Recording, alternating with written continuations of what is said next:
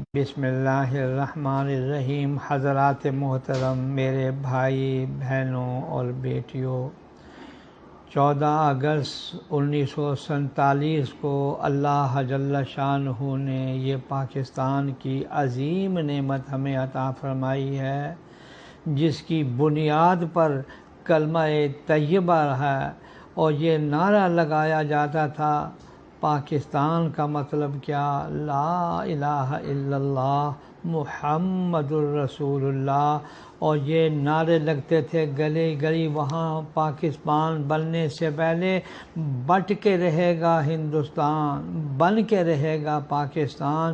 ذرا تھوڑا سا تصور جمالیں، اللہ کی قسم رونگٹے کھڑے ہو جاتے ہیں کہ لاکھوں قربانیاں، مرد، عورتیں، بچے، بوڑھے، جوان، جس انداز میں قربانیاں دی گئی تھیں تو یہ معمولی بات نہیں تھی۔ یہ صرف اور صرف اس لیے دی گئی تھی کہ یہاں کا کلمے کا قانون نافذ ہوگا، قرآن کا قانون نافذ ہوگا، اسلامی نظام جو ہے وہ اللہ جل شانہ جاری فرمائیں گے۔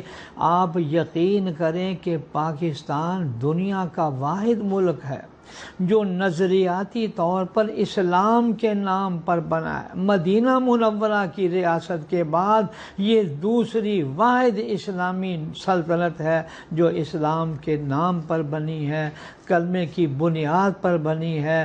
اللہ تعالیٰ اس کی حفاظت فرمائے۔ آج غیروں کی نظریں اس پر لگی ہوئی ہیں کہ یہ اتنی ترقی کیوں کر رہا ہے۔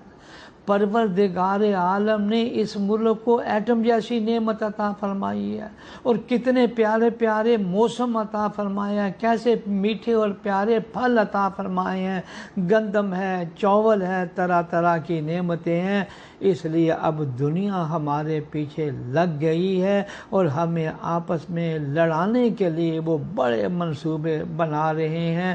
لیکن یاد رکھیں انشاءاللہ اللہ پاک اپنے کلمے کی لاج رکھتے ہوئے قیامت تک اس ملک کو قائم و دائم رکھیں گے، اور جو شیاطین اس کو توڑنا چاہتے ہیں ان کو تباہ و برباد فرما دیں گے اور ایسی عبرتناک سزا دیں گے کہ ان کی قیامت تک آنے والی نسلیں یاد رکھیں گی پاکستان کی بنیاد میں کتنے لاکھوں لوگوں کا، مسلمانوں کا لہو شامل ہے۔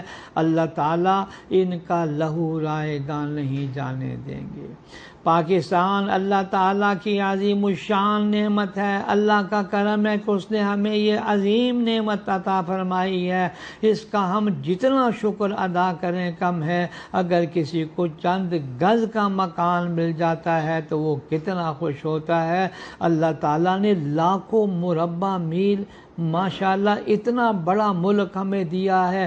ہمیں سمندر بھی ملے ہیں، ہمیں دریا بھی ملے ہیں، پہاڑ بھی ملے ہیں۔ اللہ تیرا کتنا شکر ہے کہ کیسی پیاری زمین آپ نے ہمیں عطا فرمائی ہے۔ لیکن میرے دوست اور بزرگوں، یہ یقین کرنا یہ ملک ہمارا اپنا ہے۔ اس ملک کی ایک انچ کی حفاظت ہم نے مل جل کر کرنی ہے۔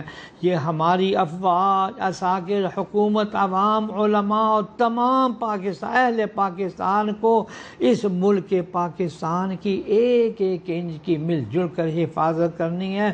آج ہمارا یہ ظالم پڑوسی طرح طرح سے ہمیں فرقہ واریت کے اندر طرح طرح بہانے سے حملہ آور ہو رہا ہے، اور ہمارے جوان سرحدوں پر بھی پہرا دے رہے ہیں اور اپنی جانیں بھی دے رہے ہیں اور شہادتیں حاصل کر رہے ہیں۔